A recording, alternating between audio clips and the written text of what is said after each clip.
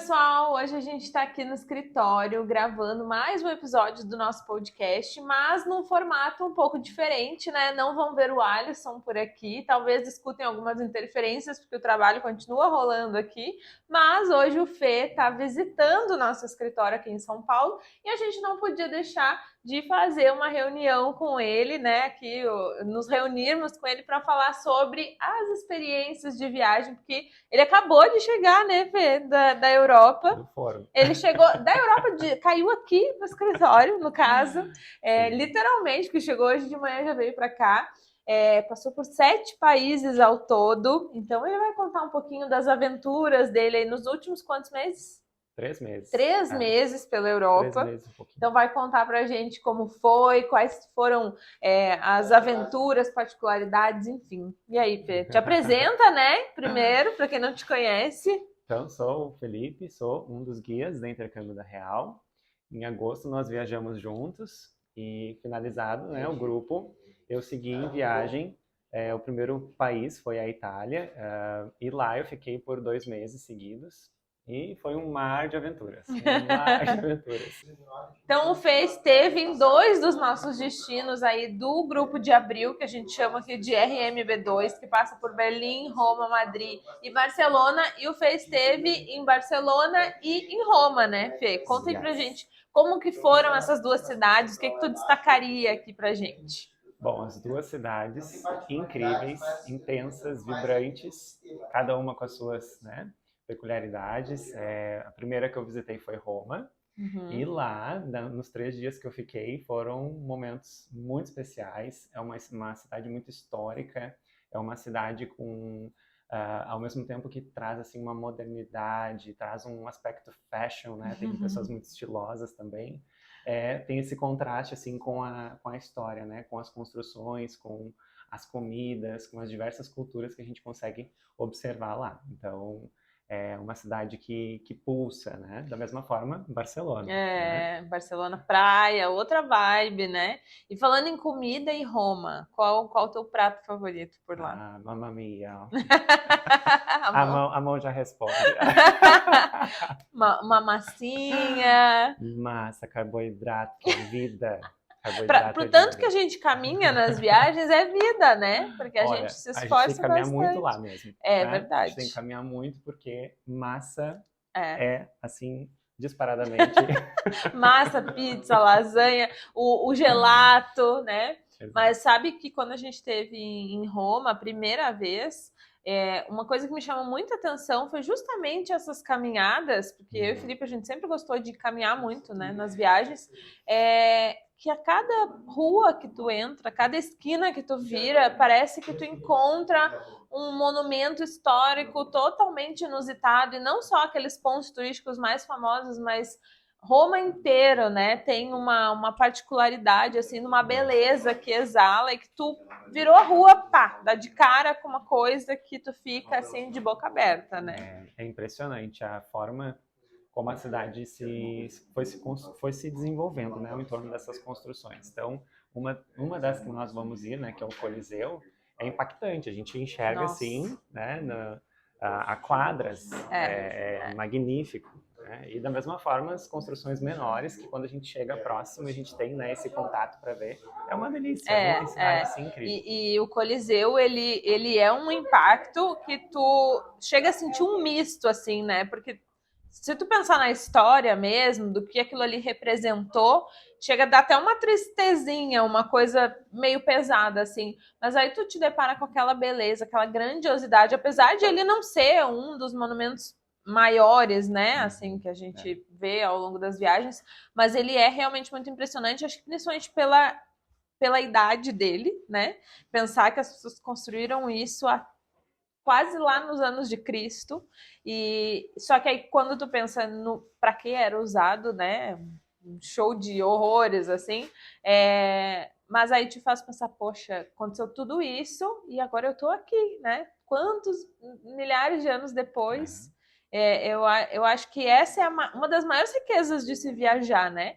É fazer uma viagem no tempo, assim mesmo. E da mesma forma, lá eu me senti assim também lá no Vaticano, no Museu do Vaticano, né? Uhum. Que tem múmias lá de antes de Cristo, 800 anos antes de Cristo.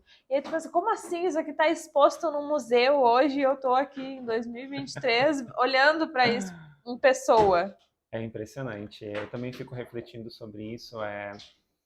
A gente visita esses lugares, né, que chamam a atenção pela beleza, pela grandiosidade, e tem esse aspecto por trás, né? Esse aspecto das guerras, esse aspecto dos conflitos que a gente não pode esquecer e que muitos dos pontos que nós visitamos, né, a gente faz essa referência, porque isso fez parte, né? Fez parte e faz parte ainda da cultura, né? Então, é muito interessante de ter essa oportunidade de conhecer, né?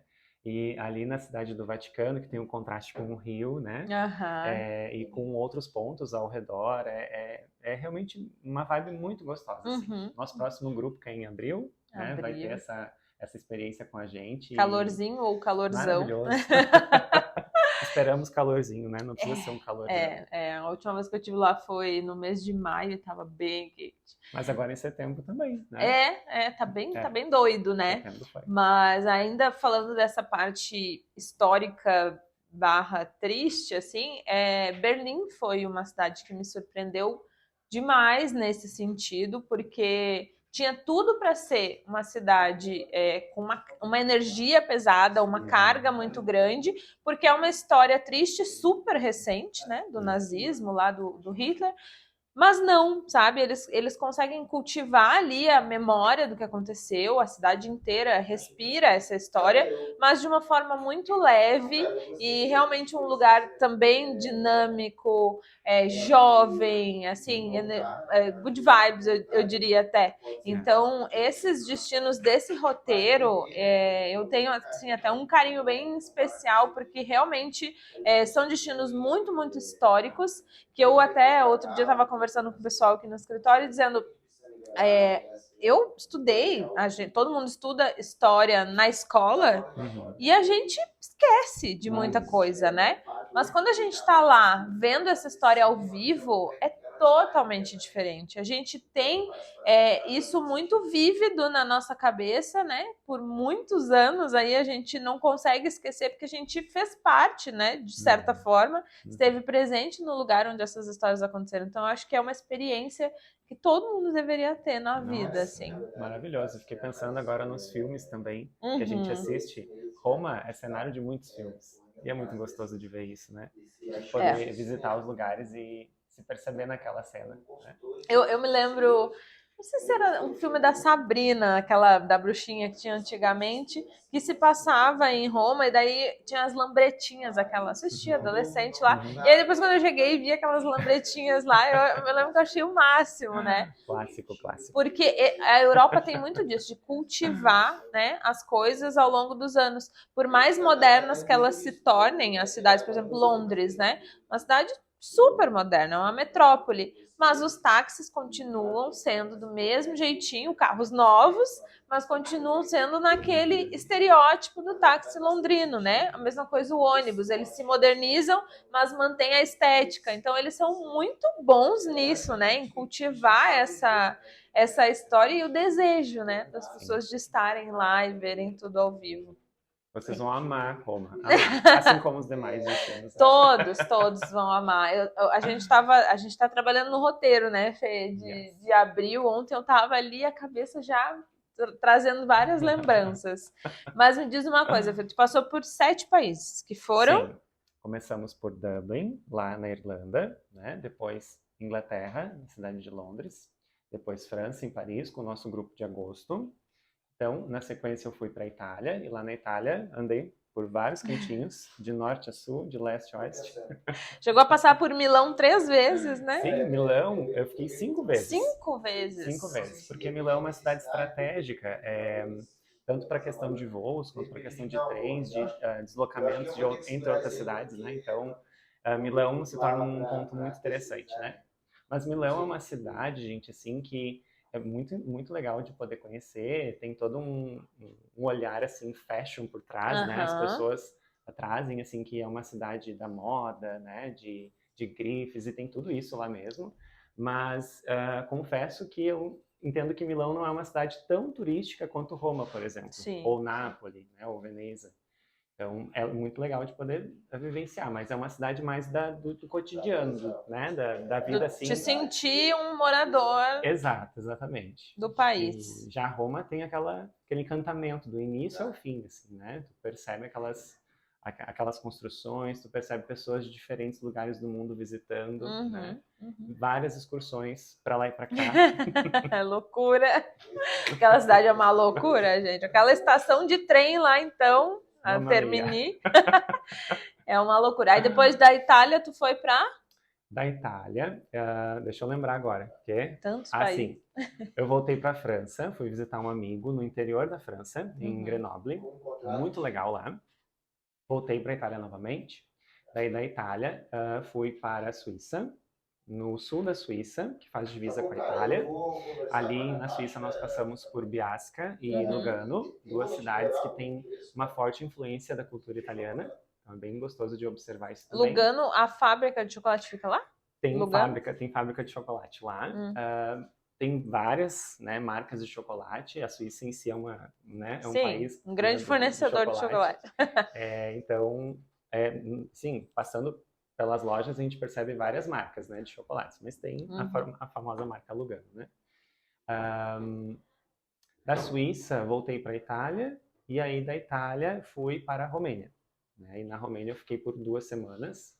Da Romênia eu voltei para a Itália novamente. Não, mas conta, porque como é que tu foi parar na Romênia? E antes da Romênia eu fui para a Espanha. Ah, né? claro, eu fui em para Barcelona. Espanha.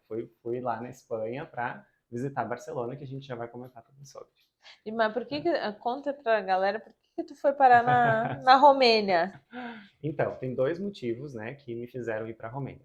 O primeiro deles é pelo fato de eu ser turista, né? Turista brasileiro não pode ficar mais que 90 dias dentro do espaço Schengen, né?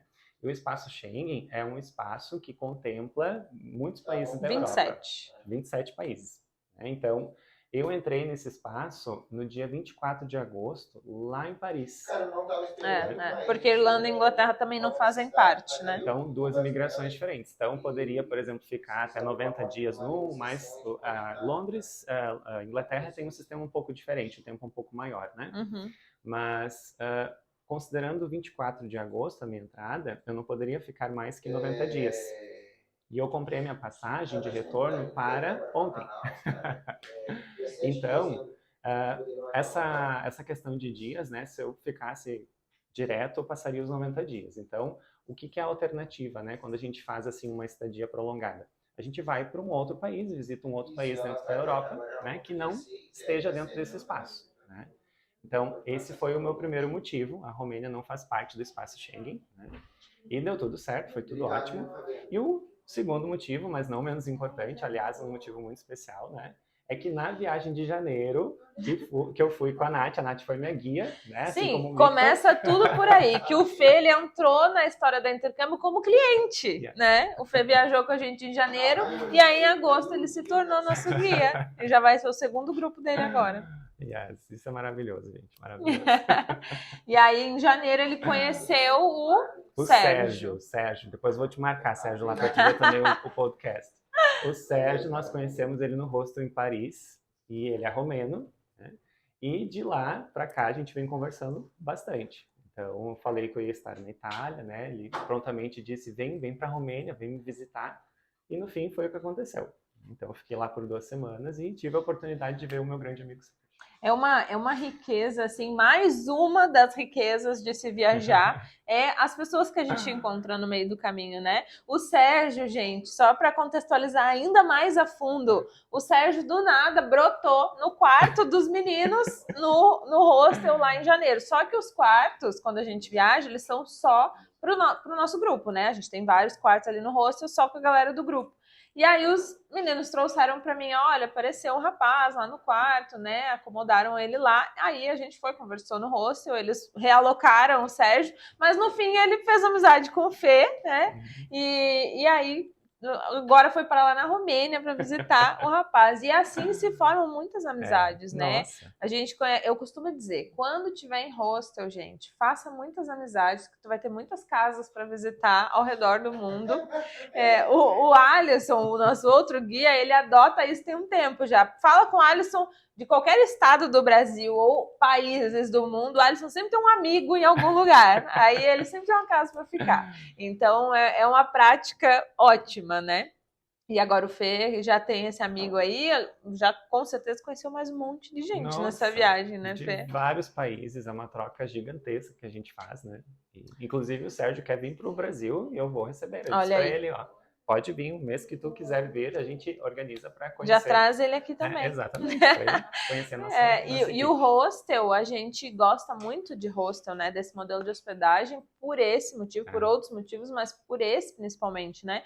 De nos possibilitar o contato com pessoas do mundo todo. Então, troca gigantesca. Tem pessoas que são um pouco resistentes com a coisa do hostel, né? Tem um pouco de receio pela segurança e tudo mais. Mas a gente já ficou em alguns hostels aí espalhados e com certeza essa possibilidade é muito rica. Muito e é importante, assim, né, trazer esse olhar do senso coletivo, né? Quando está numa viagem, né? Essa experiência que a intercâmbio proporciona de ir e trocar com diversas pessoas de diversos lugares, isso é um senso de coletividade, né? Que se instiga numa viagem como essa. Com certeza. Que a gente precisa se ajudar, para muitos é a primeira experiência, assim como eu tive minha primeira experiência, né, junto com o intercâmbio, muitos que procuram, né, que procuram a gente, também tem a sua primeira experiência com a gente, né? Com certeza, tem gente que nunca nem viajou de avião, que viaja com a gente e já entra num voo de 15 horas, ou como assim? Mas passa bem, chega tudo certo, dá tudo certo no final ideia, né? É uma experiência inesquecível, né, Fê? Nossa, transformadora. Assim como a ida para Barcelona, né? Exatamente. Temos que falar também um pouquinho de Barcelona, que foi assim, ó, demais. Você tem uma cidade que é 24 horas, eu nunca fui para Nova York, mas um dia irei. Mas assim, ó, eu diria que é uma Nova York na Europa. Pelo que eu escuto, né, do vibrar, né, desse olhar para diversão, para festa, para cultura, praia, né, museus. Você tem uma grande referência, né, em Barcelona, que é o Gaudí, que ele é responsável por muitas construções, muitas ideias de construções, né, de padrões arquitetônicos que estão presentes em Barcelona. Então, a Sagrada Família, a Basílica de Sagrada Família, lindíssima, por exemplo, né? Que é um ponto que nós vamos visitar, é um ponto totalmente, assim, idealizado, né, por ele. É claro que outros envolvidos também, mas chegando lá, não tem como não se impactar com o formato, esses dias, né? Até acho que foi o Victor trouxe pra gente uma foto tirada por um drone do alto da cidade, assim, que pegava a cidade inteira. E a cidade, ela como várias da Europa, são bem planas, né? E a Sagrada Família, ela se destacava no meio da cidade de uma forma lindíssima. Parecia um desenho, assim, aquela foto. E parece que a cidade cerca esse monumento. E é uma arquitetura muito única, né? Muito. A ideia desse padrão de construção é baseado na natureza. Que, para Gaudí, a ideia do original está no natural, na natureza. Então, as construções são baseadas nisso, né? Então, nós vamos conhecer lá uma importante avenida, que é a Avenida de Gracias, que tem, além de um outro, né, monumento que nós vamos visitar, várias lojas também, que o pessoal que gosta de comprar vai poder curtir bastante, né? Sem contar os pontos, tanto na praia quanto dentro da cidade, né? Oferece, assim, une tudo para todos os gostos. Quem gosta do dia, quem gosta da noite, quem gosta de praia, quem gosta de metrópole, une tudo, né? Vai ser show. Ai, que show, Fê. Muito obrigada pela tua participação. Eu que agradeço. E deixa aqui um recado para a galera que está aí indecisa se quer viajar com a gente ou não.